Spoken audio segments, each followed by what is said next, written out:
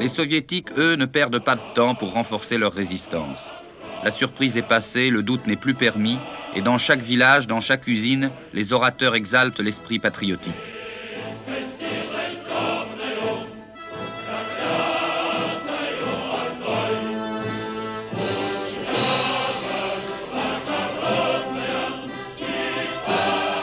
La propagande de guerre est portée jusqu'aux avant-postes grâce à des imprimeries de campagne aux ordres des commissaires politiques.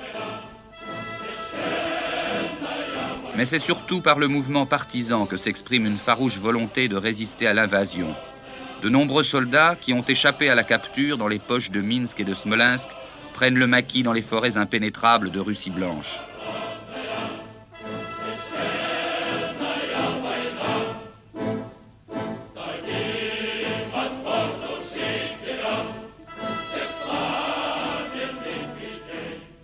Pour les Allemands, le danger est grand.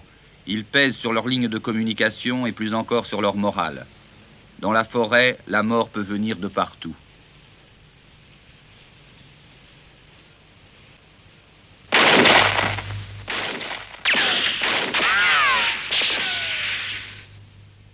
Des détachements spéciaux à base de SS sont constitués pour liquider les maquis. Ils se signalent immédiatement par une extraordinaire brutalité. La campagne de Russie prend le visage de la haine.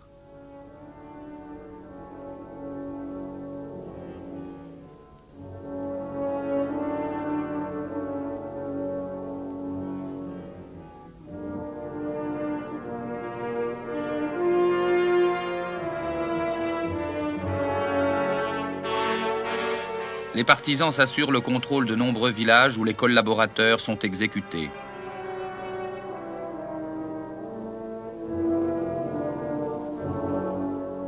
La jeunesse s'enrôle dans les maquis et prête serment. Je jure de me venger sur l'ennemi cruellement, sans merci et sans trêve, le sang pour le sang, la mort pour la mort.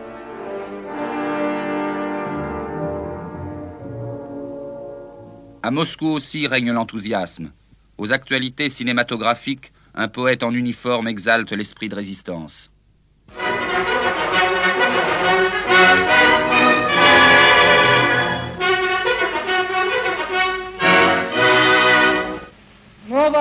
Родина позвала своих сыновей и дочерей защищать священные рубежи нашей советской земли.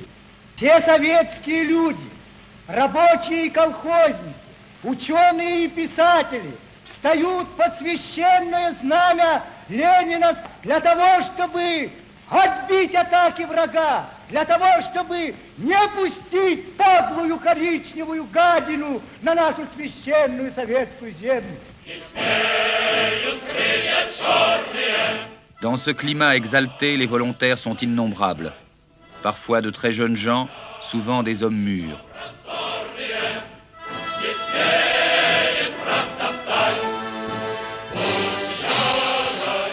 La guerre est devenue l'affaire de tout le peuple russe.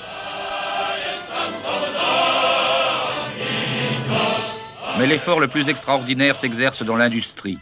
1500 usines ont été déménagées en hâte des régions menacées. Des dizaines de milliers de trains les ont transportés à des centaines de kilomètres de là, dans l'Oural et la Sibérie.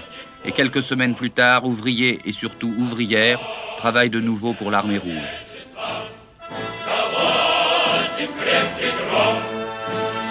Les Allemands vont apprendre que l'Union soviétique est aussi une grande puissance industrielle.